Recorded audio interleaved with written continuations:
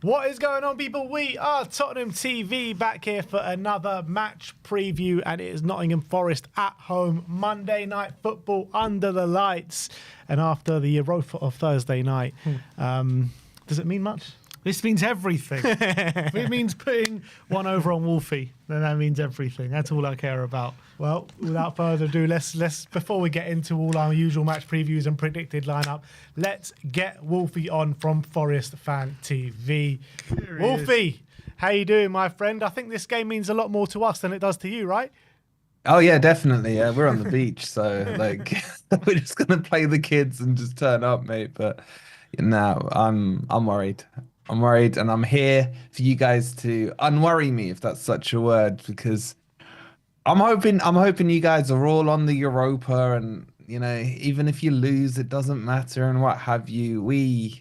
We've had a poor couple of weeks. We need to turn it around on Monday because that chasing pack has suddenly overtaken us. So it's funny hearing you say you're worried, Wolfie, because last year we were battling for Champions League and you were battling relegation. You were like, no problem, we're going to beat you. It's going to be easy. Like, you didn't have a care in the world, and now all of a sudden you're touching the upper echelons of the league, and now you're feeling a bit jittery. I tell you what, it's a different kind of stress. I can tell you that much. I don't know if it's as hard as stress as a relegation fight, because you mess up in a relegation fight, bye Premier League. So with this one, it's like you mess up, you get Europa. So, that would still be a great season. But from the position we're in now and have been since December, I think December the 8th or something, thereabouts, we've been third until the week just gone. I just think we have to do it. It's a great chance to do it. Great chance to maybe get our third star. Who knows, So it's worrying. It's stressful, but I just need 3 points. I think we need 65, 66 points. So that's 2 wins and a couple of draws. We've got some favourable fixtures. We've got Leicester at home. We've got West Ham away, who look terrible right now. And of course, you guys will play the kids and is there any point in this game? Just give us the 3 points and make sure no one gets injured. I just can't believe how kind of like low on confidence you're coming into this game. I know you've lost your last couple of games to Villa and Everton, but when you look at Spurs, particularly in the league, when we've got nothing to play for, that we're going to make a host of changes, I just don't understand how you're not coming into this brimming with confidence. Boys, too many scars. Too many scars with Forest. Yeah, we had, I was talking about it the other day. I remember back in 2020, only a few years ago, we were dead set on playoffs. All we had to do was not lose by a 6-goal margin swing. So it wasn't a case of draw. It wasn't a case of get a win. We could lose, just don't get tonked. And we got tonked to Stoke. And we fell out on the last day and the last minutes of the playoffs. So the scars are there. I got plenty more. Yeovil, Sheffield United, Blackpool, Swansea. Take your pick. The scars are all there. So but I think every football fan says that about their club, don't they? I'm sure even the Man City and what have you fans have the same issues. So yeah, if you'd said to me at the start of the season, I'd be nervous about potentially getting Champions League at the end, bite your hand off for this position. But you got to give credit to Nuno, what he's done. Your ex-manager. I don't know if you guys saw it coming, but what a turnaround he's made with this team. Phenomenal, yeah. You've had a phenomenal season, but tell me about how he's done it. Do you feel like this is a one-off season? Do you feel like he's really building something that is sustainable? Tell me how you're feeling about the state of Nottingham Forest in the current position they're in. Well, for me, what Nuno did when he came in was very pragmatic. He assessed what went wrong last year. Most of our goals we conceded were from set pieces or corners. So he just brought in a big brute, the Serbinator, as we call him, Milenkovic, who is just an old school defender. No nonsense, get rid of it, clear your lines, win every header. And that just solidified us, especially at the start of the season. I think we went 50 or something dead balls without conceding a goal. And Nuno's philosophies, as you guys I'm sure are well aware, is his number one priority is clean sheet. Build from a clean sheet, build from the back, transition quick. And that's the change I've seen this season, was those explosive transitions, getting Elanga out wide, Callum Hudson-Odoi on the other side, winning the ball, setting some traps, committing the fullbacks from the opposition team to allow the space for us to get in. And that's what really the foundation was built on. And when you get a chance, make sure you score. And Cristiano Ronaldo, as we call him, has been bagging them in 18 already Mm. this season. He's just come back from an injury, so he should be fit for tomorrow's game. But yeah, that's what it is. He's very pragmatic. Look, is it the prettiest football in the world? As you guys know, no, it's not. But is it getting the results? Yes, it is. And as long as it is, we're very happy. But do you think this is the way you play and kind of the players you have and stuff like that? You, for example, like Wood getting 18 goals and things like that. Are you like we saw? I'm not saying you're like Leicester, but we saw obviously with Leicester they won the league and then massive drop off the following season. Is that what you do? You anticipate something similar, or do you actually think actually we could be in this top four for many years to come? Yeah, I mean, taking my Forest goggles off, I look at the Premier League as a whole, and it's not just Forest that are doing it. We saw 2 years ago with Newcastle, last year with Aston Villa, this year with Forest. We're seeing Newcastle and Villa still competing right now for those top 4 or 5 positions. We saw Villa go deep in the Champions League, Newcastle winning the Carabao Cup. And these are 3 teams I feel that the intention is there, the intention from their ownership is there. I think when I speak to my mates in the Big Six or the so-called Big Six, there's not many that are happy with their ownership, maybe outside the Man City fans. The rest of you don't feel like your owners are invested in the club and they're running it more like a business. Whereas if you look at Villa's ownership, Newcastle's, and especially Forest, Marinakis, when we got promoted, turned around and said, "We're not here just to make up the numbers. I want trophies." He got laughed at, but he's put his money where his mouth is. He bought, 6 billion players as we get bantered to start with, but he's always looking to push Forest higher. So my feeling is we are going to see a change in this Big Six over the next few seasons. The main reason being is I think any team that's been in the Premier League for a couple of years is no longer financially dependent. They're independent in their finances. And a couple of examples I think that kind of shine the light for this was when you look at Manchester United trying to get Branthwaite from Everton in the summer, where they were still having their ownership issues and money, and they still said, no, we're fine, we're going to hold on to him. Newcastle tried to get Gay from Crystal Palace, and they just said 10 more million, 15 more million. We don't need to sell him. And I think this is, even though there's PSR, because the teams have found a way around it. We found a way around it with Newcastle, where we bought Elliot Anderson for 35 million and sold him our third choice keeper for 22 million. And that was a way of getting around PSR. You saw Villa doing it, Chelsea doing it, etc. So I think with the amount of money that's in the Premier League, there isn't how it was back in the day where you would see a Manchester United come in and just bully players out of a club. I still think there is the likelihood that you do lose some players because players may have their head turned or want to go to a different club or what have you.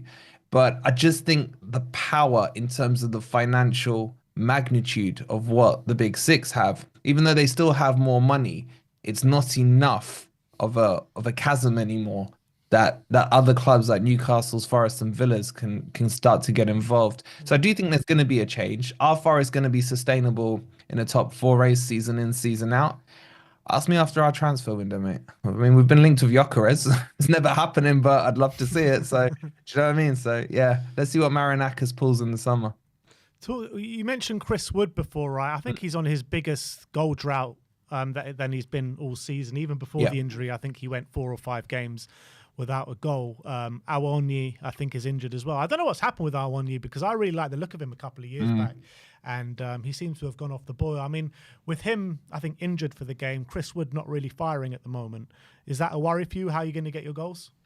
Yes and no. I mean, Chris Woods for me was overplayed, because Taiwo was injured as well and completely out of form. He's shut off all confidence. He's not the player we saw at the end of the first season when we got promoted. And Chris Wood was, in my estimation, was brought in to be a backup to Taiwo. And what we saw was Taiwo fall out of form. He got an injury. Chris Wood stepped up when Nuno came in and started to bag goals in. And his form's been excellent, but you are right in what you say. Even pre-injury, for a couple of games, he wasn't scoring. But that was more so that I think the team has got tired because we didn't strengthen in January. I think it was a big mistake. We bought a couple of kids for the future, but nothing to really cement where we are or get those Champions League spots dealt a bit earlier. That would have been a lot less stressful. Am I worried about his form? No, because whenever he's gone on a little drought, he tends to bag a couple of goals in for a few games, and I think he's quite motivated to get a 20 haul in the Premier League, and he's only two away from that. It just really depends how you guys deal with him defensively, because he will drop quite deep, but once we hit on the counter attack, he will find himself in and around that box. And if Alanga can find him, or if Hudson-Odoi is playing, they can find him. Then if he gets the chance, he will score. Where's been lacking in the last couple of games where he's played is there's been no chance created for him because people are starting to play differently against us. You know, there'll be an initial disappointment, right, if you miss out on Champions League this season. But I think, like, with the expectations that you had coming into the season, when it's all said and done, and let's say you do qualify for, let's say, Europa League, would that not be seen as a success still this season? Yeah, it is. It's still a success. It'll be a disappointing success if I can use that kind of phrase. Mainly because expectations for me change throughout the season. Yeah. And I think whatever position you hold in the Forest fan base, if you see it as success or bottling it or you're disappointed, I think all opinions on this are valid. Because the overarching opinion is it's progress. Whichever European competition we end up in. I really think because of the position we put ourselves in, I personally would be disappointed not to get Champions League. I think that moves us forward years compared to maybe getting a conference or a Europa League with the finances and the revenue that come in from Champions League, with the players we could potentially attract in that competition. It moves it a lot more than I think Europa. So yes, getting Europa would have been a fantastic step if we were now sitting in 10th and going on a late charge and squeeze ourselves into Europa. But in my mind, because of where we've been, and this isn't entitlement, it's a case of assessing the season as it's progressed throughout and the positions we found Forest in. So, but I think all opinions on it are valid. Yeah, your recent form, as you've been saying, has been a bit up and down. Obviously, you lost to like Everton at home last week, but you before that you obviously won I think 3 on the bounce. Before that, there was some patchy form. So, I think second half of the season form maybe hasn't been quite as good as maybe the first half of the season form. Is that fair to say? Or maybe the last. Yeah, it's fair to say, and it's just got a lot better because Fulham just scored. Yes. Fulham just scored.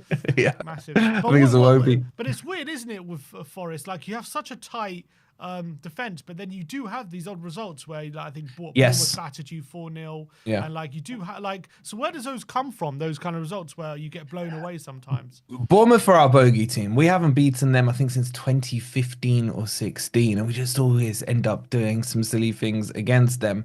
Sometimes the head just drops within the game, and it's still that mentality that Forest need to install fully into their players. I think it's improved a hell of a lot. The bounce back from defeats has in general been very good this season. We haven't gone more than 2 games losing in a row. And when we lost to Fulham, sorry, not to Fulham, to Bournemouth, the next game we went and destroyed Brighton 7-0 at the City Ground. So that was a good bounce back. Against Everton last week, Everton were the better team in my opinion, but it was one mistake in the 94th minute from Murillo that let them in, and they took all 3 points. A point from that game would have been a lot better and would have done my stress levels and moods the world of good, because Everton are very good under Moyes. If the season started where Moyes was, they'd be 6th in the league right now. So Moyes has done an excellent job with them. And Villa are in just a hot streak. But again, in that Villa match, they destroyed us in the first half, but we outplayed them in the second half. And how we didn't get a point out that game, I'll never know.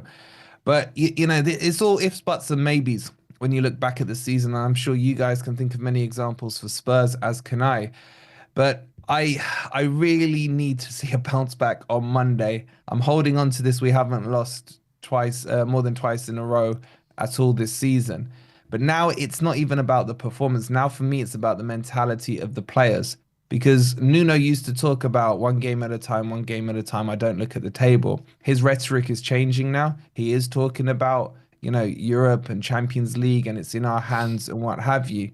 And I need to know where the mentality of those players are. Can they handle this pressure? And that for me is what we will see on Monday. Are they gonna step up or is this pressure gonna be too much on them? Wolfie, you are in an FA Cup semi-final as well. No one seems to be talking about that, in all this madness. And if I was to give you a hypothetical, which one would you prefer? Champions League and losing the FA Cup semi-final, or FA Cup winning Europa League? For me, mate, give me both. But if you had a gun to my head, I want Champions League because of the way it kicks us on in terms of revenue, in terms of players we can attract and everything. I love the FA Cup. It's the oldest domestic trophy and what have you, and it's a route into Europe. I actually do think we've got a good chance against Man City to at least get to the final. And I do actually wonder if that FA Cup semi-final has been playing on the players' minds as well, because form after we beat Brighton in the quarters hasn't been as good. But it's just another thing that for me underlines where Forest have come this season. It isn't just a fluke in the league. We're also doing it in cup competitions as well. We lost to Newcastle in the League Cup in the first round. And that was on a penalty shootout, which we were leading as well. So had, Taiwo scored his penalty in Sangare, Newcastle could still be trophyless this season. So the signs have been there all season. But from a personal perspective, and this is a split opinion in the fan base, some will agree with me, some won't. I just think looking ahead to where Forest can be, and the fact that we've already won it twice as well is always good. It's not like a Palace who I think this is their be all and end all because they have no trophies. This for me, Champions League just puts you back at the big boy table. Mm. And looking as a Forest fan at Tottenham, I know your brother is a Spurs Mm. fan as well. Obviously, we're languishing down the bottom half of the table, but we're in that Europa League semi-final with a chance of European success this season. So when you're looking at Tottenham and you're comparing them to like Forest, do you feel like you've overtaken Tottenham at the moment, like you're well clear of them, and Spurs are a bit of a mess, or do you feel like next season that gap can be closed again? If we sat down before the season and had a chat about it, I would have looked at your squad and said your squad is better than mine in terms of the players you have.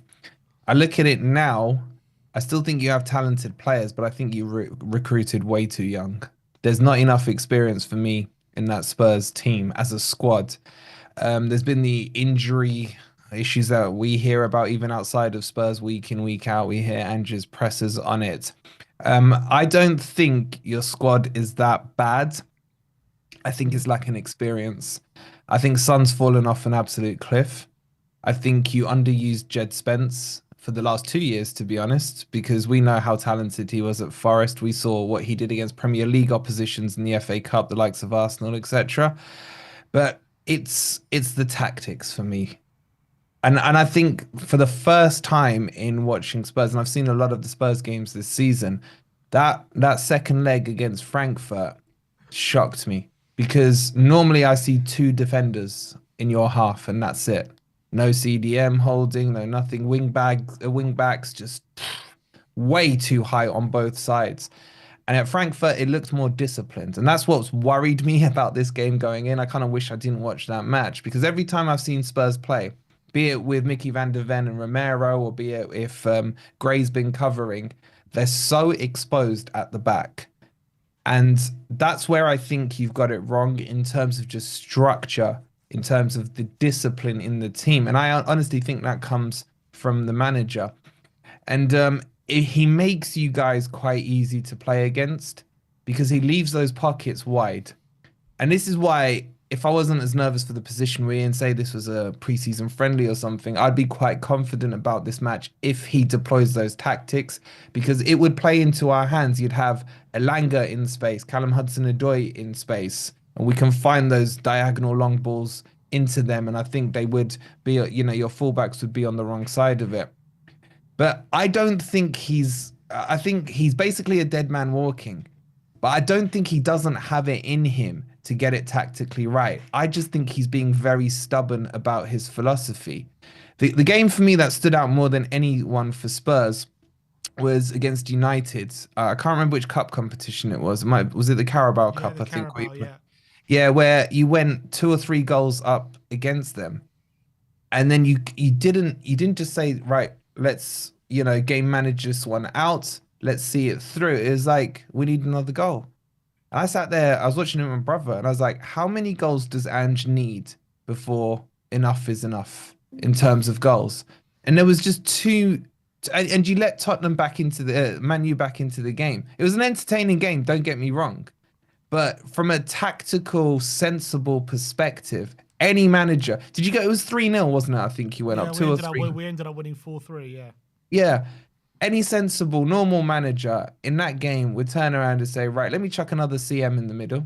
Let's just keep it nice and tight. Force Man United out wide. Man United aren't a great attacking team this season. They should never have been let back into that game.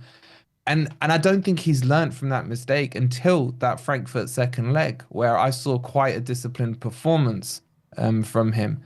So I get the whole thing, Ange in, Ange out. You guys have seen had Where's plenty your of brother stand? Where's your brother stand? he's Ange out. And out. He's not only is he Ange out, he's like Spurs like a breaking him this season. So, do you know? And I've seen that a lot in the fan base. Yeah. I've seen that a lot in the fan base where it's almost I feel there's been a bit of a disconnection between the Spurs fans and the club, be it because of what Levy's, the feelings towards Levy, the feelings towards Ange. I don't think there's a consensus. Those that are backing Ange are saying it's Levy's fault. Those that want Ange out saying Ange, and there's some that are saying it's everyone's fault. Knock it down and start it again. And I don't think that's a good foundation to be starting on, because the fan base, in my opinion, is so divided. And yeah, so where do you guys go from here? I think Ange leaves at the end of the summer, Europa Cup or not. And I think I don't know who you get, and I don't know who can fix it, but your squad needs more experience, in my opinion, as well. Wolfie, here's a question: if we finish 15th to win the Europa League, compared to you finishing, let's say you finish 4th and get Champions League but no FA Cup, who's had a better season? I'm glad you've put it like that. My brother puts it to me: if you miss out on Champions League and I win the Europa Cup, who's had the better season? I think there's an argument for both, but from a perspective of expectation, before a ball was kicked at the start of the season, a lot of people had Forest to go down. So for Forest to go from a relegation fight, and let's remember, we just survived over the last 2 seasons, into and breaking into the top 5, potentially being ahead of Man City. I mean, who would have thought Man City would be behind? Okay, they're not now because they've obviously played a game more, but for the majority of this part of the season, they have been. So I would argue, obviously, from my perspective, that Forest have had a better season. If we miss out on Champions League and you win Europa, then yeah, that's a whole other debate. That's a whole other debate on that one. It's a strange one, isn't it? Because like, if you have that debate, like Spurs were chasing down top 4 the whole season last year. Yeah. We've ended up finished 5th, Europa League, a competition that we didn't really want to be in, albeit once you're in it, I think it's a very high caliber trophy to win, in my opinion. When Forest going into this season, it was all about probably getting top 10, something like that, going into the season. So I think, judging on expectations going back from last season to this season, I'd probably argue that Forest probably have had the better season.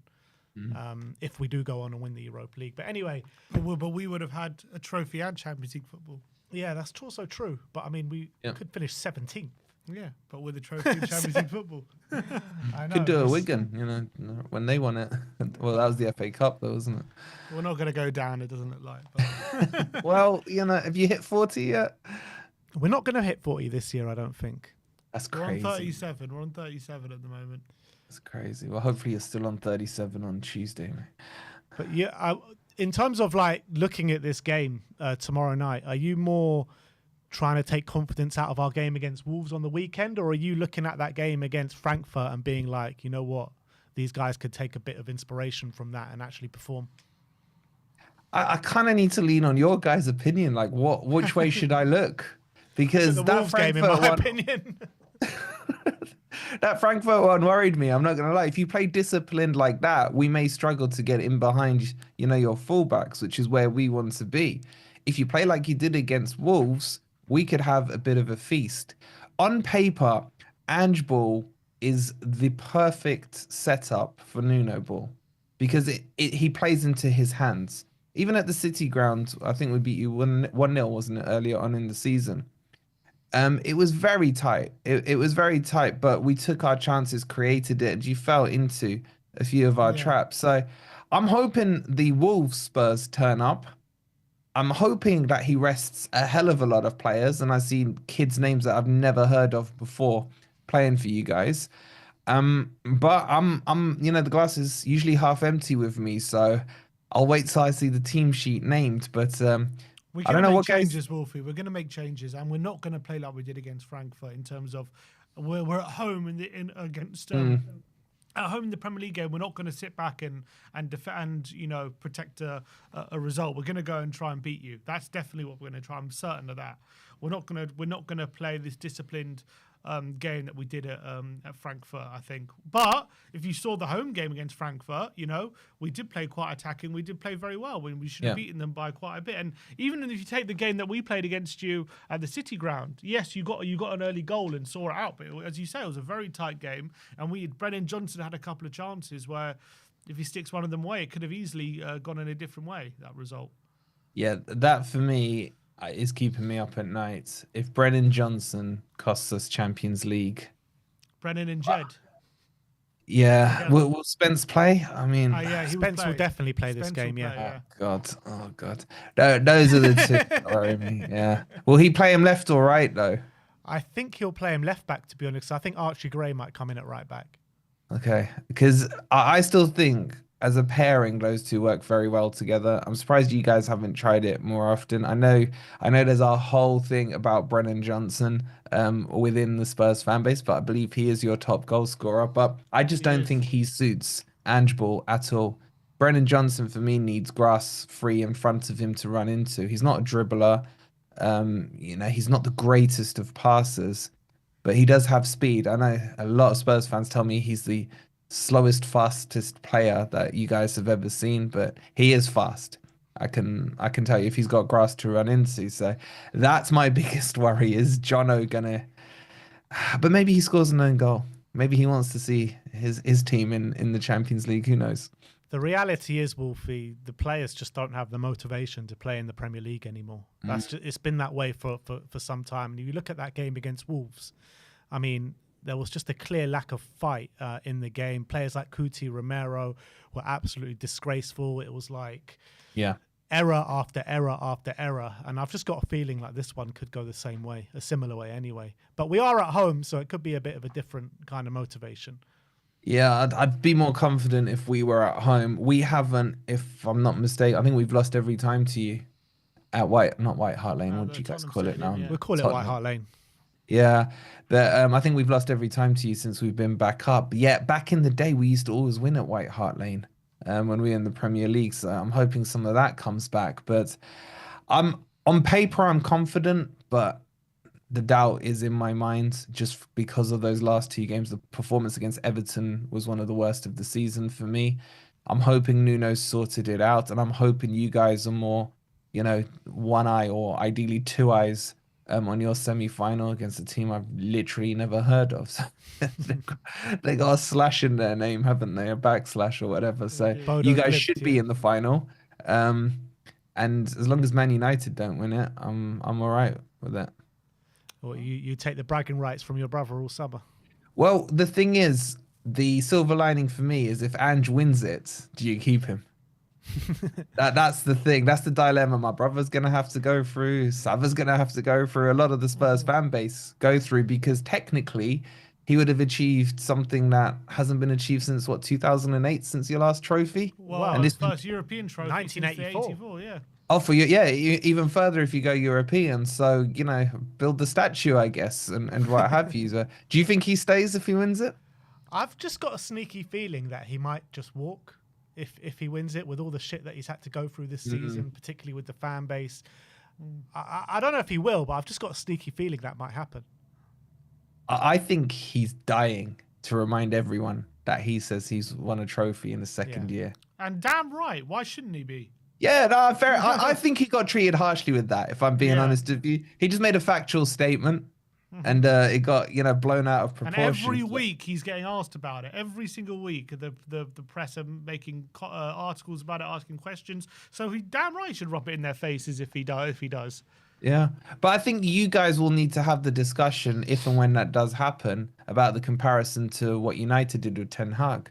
Because they kept him on after the trophy and then that fell apart very quickly. So I guess that's probably a worry for you guys. Obviously, there's many bridges to cross before that discussion happens, but it's going to be interesting. I'll be keeping one eye on Spurs if you do win it to see what you do with old Ange Postecoglou. What's your score prediction, Wolfie? I'm going to say unconfidently 1-0 to Forest. That was, we do Premier League predictions every week. That was my prediction. Sim said 1-0 to Spurs. You still thinking 1-0 to Spurs? Well, there's going to be. I didn't anticipate. Well, Ange's confirmed there's going to be like 5-6 changes. I thought it was going to be a bit less than that. But I think Forest are this kind of team where they don't create that many chances, do they? I know maybe against Spurs it could be different, but they don't. And if they recently they haven't been taking as many of them, so. I've just got a feeling, I'm going to stick with it. 1-0 Spurs. We've got a good feeling coming off the back of the Frankfurt game. You can see a bit of togetherness in the squad now. A few of the players, even the ones changed, have had a bit more game time. So I've got a feeling we're going to win. I do have a feeling we're going to win. Can I ask you boys one question? Because this is a debate that we've been having in the fan base. Was it better for you to go through or for you to have gone out on Thursday?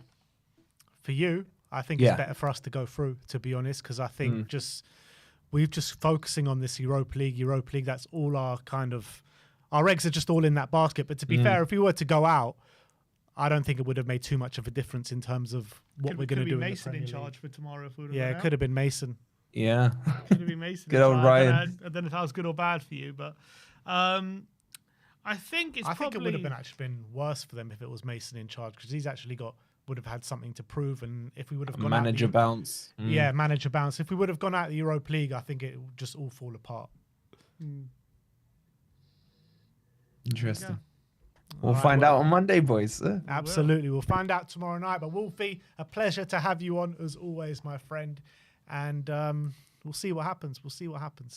Yeah, it's great catching up with you boys. For those watching, make sure you've hit that like button. Make sure to subscribe to your channel, and good luck in the Europa, man. I don't really mean it that much, but rather you than Man U win it. So I'd rather Bilbao go ahead and lift that trophy in their home ground, but don't let Man U win it, please. That's all I ask. And here was I was about to say good luck in the top 4 race, but better you than Chelsea. That's what it's not personal. It's just blood. Big up, Wolfie. Thanks for coming on today, mate. Appreciate it. Have a good show. You too. All right, so that was Wolfie going into the game, and we are going to get straight in to doing our predicted lineup. So Ange spoke in this press conference yesterday, and what have we got in terms of team news? Yeah, so the team news that we do have is Son is out, which is a bit peculiar, I would say. That Son's injured for the game tomorrow, because we saw him in training. The game on Tuesday, he was all smiles, didn't seem any problems, and all of a sudden he's missing for 2 games in a row. So it's a bit strange. Well, Ange did say that he's been carrying this problem for quite a while, and he's been playing with the problem. So if he's playing with the problem, there's no reason why he can't train with it. He's just said it has been deteriorating. Yeah, but maybe it's, I don't know if he. I don't even know what the problem is. Nobody even knows what the problem is. He said it was a foot injury. Foot injury, That's is what it? he said. Obviously, he got left out of the game against. Do you think there's more to it then? Wolves. I don't know. I'm just saying it's a bit peculiar. He was in training and he was all smiles and everything, and all of a sudden he's out for 3 games in a row. So he's out. Maddison is a doubt after obviously he picked up that massive bang to the head against Frankfurt. We know Dragusin is definitely out. Other than that, everyone's come through okay, looks like. Yeah. So let's get into it. Ange did confirm he's going to make a number of changes going into this one. Is this the day that we're going to finally see Kinski in goal? He said between 5 and 6 changes, he claimed. Yeah. So, still, I don't think so. I think from what I'm seeing, I think Vicario is going to play again. Yeah, I agree. So Vicario in goal. In terms of the fullbacks, I do think we're going to see Archie Gray at right back in this game. Yeah, he said he's going to play some players that need the game time, and he's going to make, he said between 5 and 6 changes. And obviously Gray's one of the players who was playing quite a bit for a lot of the season, but hasn't played so much recently. So I think he's for these last few Premier League games, he'll be seeing a lot of game time, I think. So yeah, Gray's going to come in. Moving on to left back, I think this one's a bit of a no-brainer. I think Jed Spence comes straight back in. Yeah, Doggy's been brilliant, but I think Jed Spence gets his place back. We know he's a phenomenal player. Bit unlucky not to have been playing in Europa League, but look, unfortunately for him, Doggy's got the shirt at the moment. Because he's been playing so well. So as much as Jed has done a great job for us since Doggy's been out, you have to say Doggy's been brilliant over the last couple of games. So Doggy is in that Europa League team at the moment. Absolutely. You're really seeing a Doggy come back to his best, 100%. In the centre-back pairing, I do think Van der Ven misses out, obviously. Danso definitely. Yeah, Danso comes in. I thought he was really good when he came on in Frankfurt. Yeah, I thought so as well. But it's whether, so I'm guessing he's going to play left centre-back. I think will it be Danso and Romero, or will it be Danso and Davis? I think it's going to be Danso and Romero. Romero's, I think, started 8 games in a row. I think he's got that consistency in his game now. So I think the likelihood would be Danso Romero, and potentially Romero coming off for maybe at some point, or maybe he could play 90 minutes again. But I think it'll be Danso and Romero. All right, let's go Danso and Romero. So Danso and Romero in the centre-back positions. Moving in to the midfield, in the number 6, I do think it's going to be Yves Bissouma. And I actually thought Yves Bissouma put in a bit of a better display out in Wolves.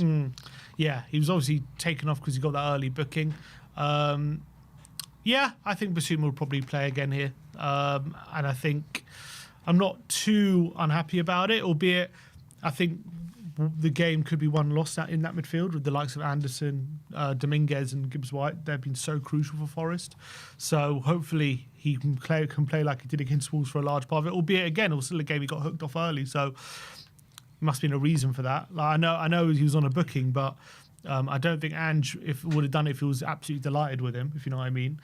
But yeah, I thought for large parts he was quite good. I thought it was mainly down to that booking, because it wasn't just the booking, right? He was making a few silly challenges. That's what I'm saying. But I think it was because of that. I don't think it was maybe because of performance level. I know, but I'm just saying he's left him on a booking before. You know what I mean? Yeah. I think if he was on a booking, but he was saying, look, he's still playing amazingly, which I thought he was having a decent game. No, he wasn't playing amazing. He was just having a decent performance. I'm saying if you don't hook someone off that early, and if you got no problem with them, if you know what I mean. Despite the fact I thought he was having a decent game. Yeah, I mean, it just looked like he could potentially get sent off. That's all it was. Yes, I'm saying, yeah. In the middle of the park, I think Pape comes in the 8. I agree. And then in the 10, I think it will be Dejan Kulusevski. Yes. Where is he? Haven't used him for so long. You've lost his place. Yeah, lost him. I think, he comes in the number 10. I agree with that. Obviously, played 45 minutes against Frankfurt. Could probably do with the minutes as well. He's been getting, obviously, slowly more and more minutes. Hopefully, if Maddison is fit, he can come off the bench as well, if Decky can't last 90. Or Bergvall as well was there as well. So, we've got options. Yeah, so that's a midfield of Bissouma, Sarr and Decky. And I think it's really important for Decky to get those minutes in his legs and be back to his full peak fitness in those Europa League games, because we're going to need him. We don't even know how long Maddison's going to be out for, but hopefully not too long. Yeah. Moving into the front 3, on the right wing, do we think Odegaard's going to start this game? Because it's a strange one, because he's been on the bench last couple of games, but hasn't seen any minutes. Yeah, which is a bit peculiar. And obviously there were rumours about a hamstring problem. So do we think Odegaard's going to start? I'm going to say yes. I think Johnson started the last few games, although it's against his old club. Let's say Odegaard's going to start. I'd like to see him play, and hopefully he starts this with a view of maybe trying to get back in that Europa League team potentially. Yeah, but yeah, I think Johnson started the last few, so I think Odegaard will probably come in. So up front, I do think it's time to give Richarlison the nod as well. Solanke had a good performance out in Frankfurt, but I think Richarlison, we need to give him a bit of a rest and get some minutes into Richarlison's legs finally. Yeah, and he scored obviously against Wolves when he came back, so didn't get any minutes in Frankfurt, did he? But I think it's time he starts a Premier League game. Definitely exerting himself from the sidelines, though. Yeah, that's for sure. Yeah. So Odegaard on the right, Richarlison up top. On the left-hand side, is it going to be Tell back in the team? I think Tell retains or can his even place. a guy like Mikey Moore be in the side? I think it's going to be Tell. Yeah, I do. I agree. think it's going to be Tell. I think he's not played that much where I think he needs a rest. And I think he's getting better and better. I think you want to keep him in that consistency, the way his performances are going. With Son out, I think he retains his place there on the left-hand side. Yeah, agreed. So let's run through that team with you guys one more time to take to the field against Nottingham Forest. We've got Vicario in goal, Archie Gray right back, Jed Spence a left back, a back two of Romero and Danso, Bissouma, Sarr and Deki in the midfield with Odegaard on the right, Tell on the left and Richarlison up top. We're going for 8 changes. 8 changes. Yeah, and I think it will be something similar to that. Well, if he it's said not that 5 to exactly. 6. Yeah, he says 5 to 6, but I think it could be a few more. You reckon? Maybe we've gone for too many. Well, all will be revealed tomorrow night, won't it? But that is the predicted lineup that we are going for. And we're going to move straight in to the match preview. Obviously, a very difficult game. And I don't think it's any less difficult that Nottingham Forest are on, a bit of a slump at the moment. 2 defeats in the last 2 games. They looked really poor last time out against Everton. But I think they'll be smelling a bit of blood here with the way Spurs are going in the league. Yeah, I agree. I think, obviously, Forest are... you say smelling a bit of blood, but obviously we're on a high after beating Frankfurt. They're not playing that well over the last couple of games, and the pressure's on them.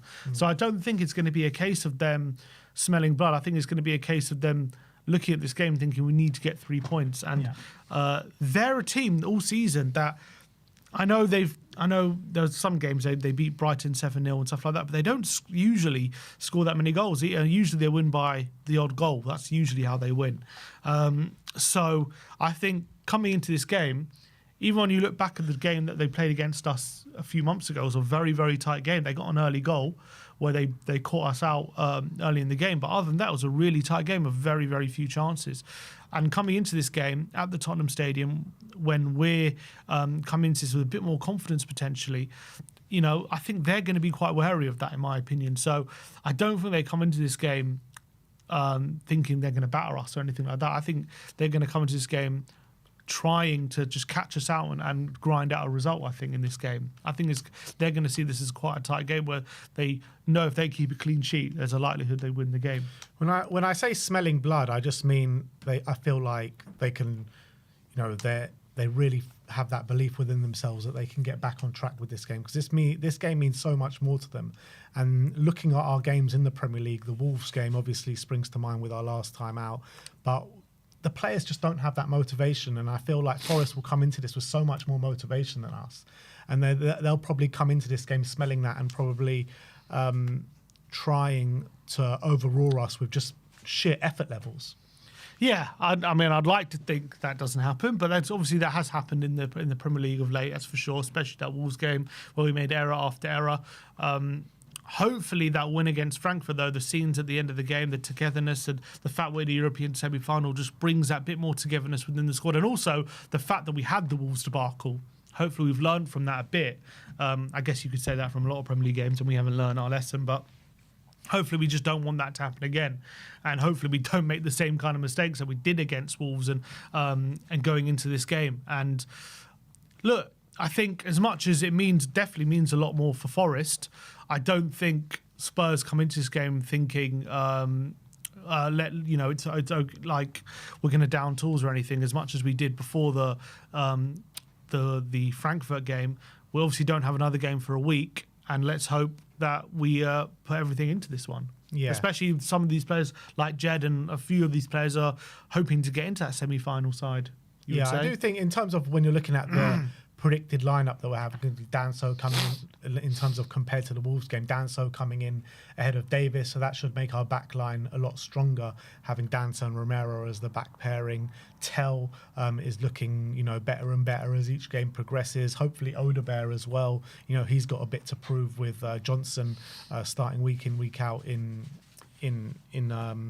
Spurs over the last few weeks. So there are a few players on there with a bit of a point to prove, aren't they? But we've just seen time and time again in the Premier League over the course of the last couple of months we just can't seem to get ourselves up for these games. Yeah, and that's been the reality. We've been really, really poor. That's absolutely right. But they just lost at home to Everton, and But they've actually got something to play for. They've got Champions League football at stake. We've got literally this. There's no stakes on this game for us whatsoever. But maybe with I know that, but it doesn't mean that we're definitely going to lose. I think the togetherness hopefully can bring out a better result, and I think they know that they can't just keep losing game after game after game. That doesn't breed any positivity. So I think they're going to try and get themselves off for this game, hopefully. And obviously, from what we've seen in the Premier League, all the evidence points towards potentially another lackluster performance, and maybe a performance where we get not dominated, but we end up losing another frustrating defeat, because that's what we've seen all season. But hopefully in this game, that can start to turn and that can start to flip a switch. And I think we're going to need that to have a really positive end to the season. You're looking at that game, earlier on the season in December when we went there and lost. I mean, it wasn't the worst display in the world, that game at Nottingham Forest, but I thought, they were the one that did create more dangerous chances. And if we do go and play our football and go play a bit more expansive than we did at Frankfurt, we know that they've got the tools on the counter-attack to really hurt us. Elanga, just look at that goal he scored against Man U a couple of weeks ago. Hudson-Odoi Did the same against us, didn't he? Elanga? Yeah, pretty much did the same against us as well. So, I mean, how do you think we approach this? Because we know that if we do play that kind of expansive way and leave ourselves a bit open at the back, they've really got those tools on the counter-attack. Yeah, I know that. And they that's what they kind of go for. But you've also, and I think they do tend to struggle against teams who sit back a bit more back and basically deny them that space. But we're at home. I just don't think we're going to do that. We're not going to sit back against them. We're going to go for the win. We're going to push up and try and score goals. And we have seen them struggle against that as well sometimes. I like Bournemouth. I remember they got battered 5-0. Newcastle blew them away early on in their game. I remember they ended up winning 4-3, but they blew them away. So it does happen as well that you can really get at them. But they're obviously so strong defensively. Milenkovic, Murillo, that back line are very, very strong. So I feel like with them, if you don't get them in that first half, it's so hard to break them down once you allow them to settle in the game. That's the thing. I mean, the longer this game goes on 0-0, the more dangerous it gets for us. That's the reality with Nottingham Forest. And I think if we can kind of start really fast and get that opening goal in the opening 25 minutes, half an hour, then we've got an actual proper game on our hands. And that's the potential of where we're going to see how Spurs can get 3 points. Yeah, I think also you've got to remember Forest haven't been in this position too much. And we've seen it many teams in this kind of position. I know that, with 6 games to go, 6 games to go. So they've done really well to be in the position they are with this amount of games to go. And whatever happens between now and the end of the season, have had a good season. But we've also seen definitely teams get to this position and start to falter and the pressure get to them. And I wouldn't be surprised if something similar happens to Forest in these last few games. And it's happened a bit over the last couple of games as well. Yeah, as much as they've never been in this position, we haven't been in this position in the league in a very long time as well. It's kind of like Forest and Tottenham have just kind of flipped over the last couple of years, where they've been the ones at the wrong end of the table. We've been the ones trying to get top 4 in European football. And now we're the ones 15th in the league and they're, chasing Champions League football. It's pretty mad, isn't it? They've had they've got our old manager as well, Nuno, which is absolutely incredible how it's turned around for them. Gibbs White, brilliant player. What a season he's having. They've recruited smartly. I think Nuno has had a vision. And I look at Forest, they actually play so similar to how we played in that first game of the season against City when we beat them. Like, with very fast transitions. Obviously, we won that game and then it didn't really pan out much after. But I think it's so you can see a blueprint there, how we beat City in that opening game. And that's pretty much how Forest have been playing all season. So fair play to Nuno. I think he's recruited smartly. He's used the best of what he's got. I think he's really got them best out of Elanga and Hudson-Odoi and Gibbs White and Chris Wood especially as well. So I think he's done a phenomenal job, really phenomenal. But I also look at Forest, and as much as they've done brilliantly, the way they play, like I look at the way they play and they just don't create that many chances, and it's been working out for them. But long term, are they going to be able to continue to play this way for years and years and continue to be challenging the top. I always feel like you still need to have a bit more about you offensively to be there consistently. And as I know they've done really well, credit to them, they deserve to be in the Champions League. But whether they'll be there, in the years to come, I don't know. Yeah, I mean, in terms of the way they play, though, you're looking at the players that they have. They have such good players to implement that style of play. I mean, their defense has been so rock solid this season. It's just so hard to score against them. You've got like Murillo and Milenkovic. That partnership has just been phenomenal this season. It really has. Ola Aina at fullback, he's just like kind of exceeded all expectations this season. And you've got players like Nico Williams and whoever else they play at fullback. Just that, and Sells at goal. What a season he's had, Matt Sells. You're looking at that base of what they can build on. I think it's such an unbelievable base, that back line. It really is. And then you've got players like Morgan Gibbs-White. I mean, what a season Morgan Gibbs-White, he's been touted for a potential move to Man City. So do you not think if they can build on maybe the attacking talent that they got, because obviously you don't really need to build on that defence because of how amazing it is, but if they can get more and better offensive players, do you not think that they can evolve their kind of system? If they can do that, then for sure. And they have to have what they have to do is do something that definitely Tottenham have been guilty of not doing in some other clubs, is if they do get Champions League, make sure you take advantage of that. Make sure you recruit players who you wouldn't be able to get if you weren't in the Champions League. Make sure you really kick on, like Villa did, and maybe Newcastle have been guilty of not doing a bit, but like definitely a team like Villa definitely did that when they got Champions League. They've kicked on with some really good recruitment. I think that's what they need to do. Like Wolfie was saying, they've been with Gyökeres. Go and get someone like that. Then you can up your level. I think if they think that going forward with the players they have is going to be good enough to compete on Champions League and Premier League next season, I think they're mistaken in my opinion. They need to up the level. Even players like Hudson-Odoi, Elanga, very good players, had great seasons, but I think they need even more than them to compete on both fronts next season. 100%. I think they need, for next season, if they are in Champions League, they need a new number 9, that's for sure. I know Chris Wood has done unbelievable this season, but this is a one-off season for someone like Chris Wood. They do need like a Gyökeres style signing for the number 9. Nice, bigger physical striker, younger profile as well. What's Chris Wood, like 34 years of age or something, which is mad, the season that he's had. But in terms of Nuno, we sacked him after 10 games. Do you feel like, in hindsight, that we did sack him a bit too early, and maybe if we kept him, he could have implemented a bit more at Spurs? He probably could have. We did sack him, obviously 10 games in. I said it at the time, even when I said it was probably the right thing to sack him. It wasn't a sackable run of results. It was definitely sackable performances, though. It was 5 with 5. Huh? We couldn't have a shot on goal. I know. I said with performances, it was definitely sackable, but results-wise, it was 5 wins, 5 losses in your first 10 games. It's not like the worst we've ever seen. I mean, clearly, look at this season. But I was in terms of any manager's first ever 10 games in a new club, 5 wins and 5 losses is not the end of the world. Like that's not something which you sack him over, but. You're absolutely right. I think we won the first 3 games 1-0, which were not like the best performances anyway, apart from maybe the City one. The other games weren't amazing. I think one of them against Watford, a poor Watford team, we beat them with a cross that went all the way in. Then we started game. Then we lost 3 games in a row. We lost 3-0, didn't we? Against Arsenal, against Palace, against United. United was in maybe after that.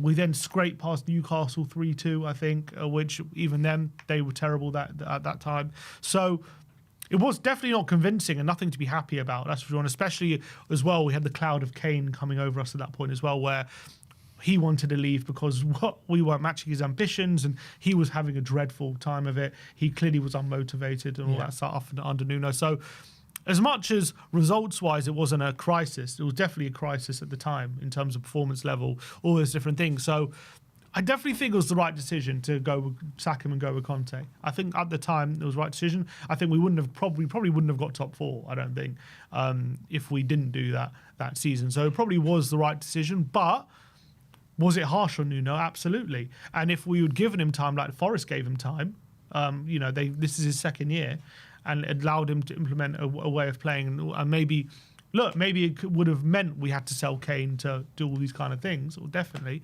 to really implement Nuno's vision, because I don't think Kane was ever really convinced by him. So maybe it would have taken, getting rid of some people like Kane and getting Nuno's people in and stuff like that. But yeah, I think he could have probably done a decent job at Tottenham, but I don't think it was a mistake to sack him at the time. But it doesn't mean he was a terrible manager. It was just we were a mess at the time and we needed something different. Yeah, I mean, it was just the wrong appointment. Never mind the wrong decision to sack him. It was the wrong time, or it was the wrong to appoint him. We should never have appointed. And he was what, our fifth, sixth choice or something? Yeah. Well, it was because Conte rejected us at that point.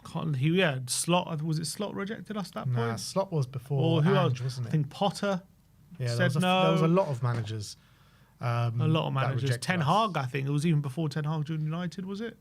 Yeah. Yeah, because Ollie was still there. Yeah. So I think we weren't interested in him. There was a lot of Crazy amount managers. of managers rejected us at that point. Fonseca and Gattuso. Yeah, I mean, Gattuso didn't reject us. We were going for him, and then that was that whole campaign. And I'm just saying there was a number of managers in the reign before Nuno. Yeah. And we ended up on him.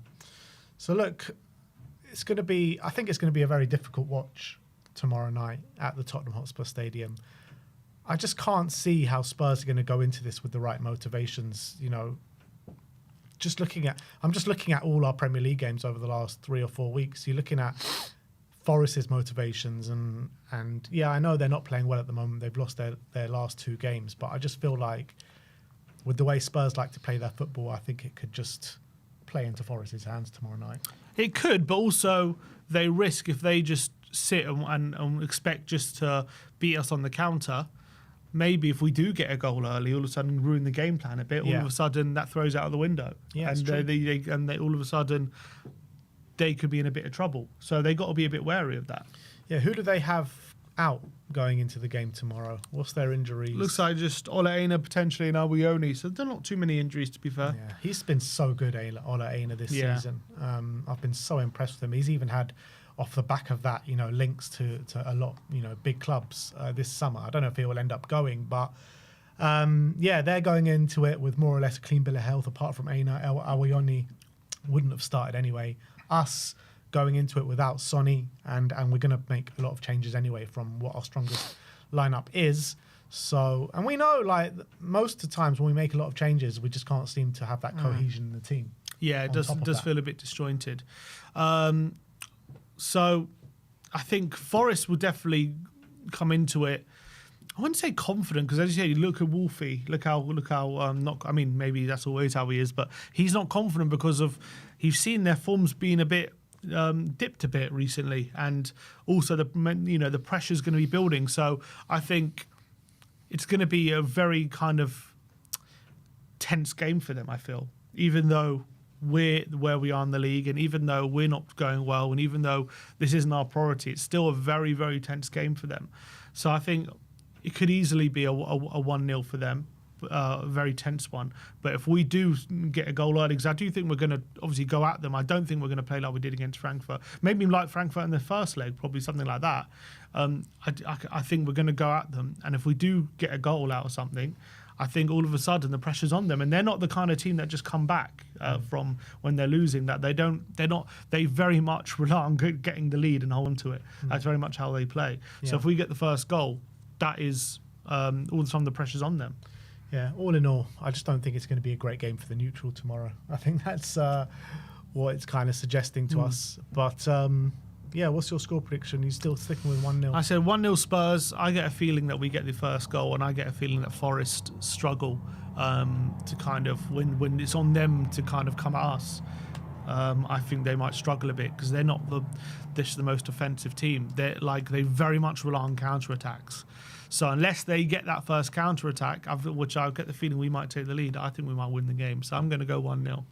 I hope you're right, but I just can't see it. I don't think we're going to get the first goal. I think Forest will get the first goal, and I feel like they're going to hold on and completely stifle us. It's going to be hard for us to break them down. I mean, we're finding it hard to break anyone down at this moment in time. So with one of the best defences and the defensive setups in the league, I just find it really hard to think that we'll be able to break them down. So I'm going to go for 1-0 to Nottingham Forest tomorrow night. I'm going to be here on the watch along with Barry, Sim, will be enjoying the luxury at the Tottenham Hotspur Stadium on tomorrow night. So he'll bring all the footage from there. But thank you everyone for joining us today. We'll see you all tomorrow. Like, subscribe and comment. And as always, Come on, you Spurs.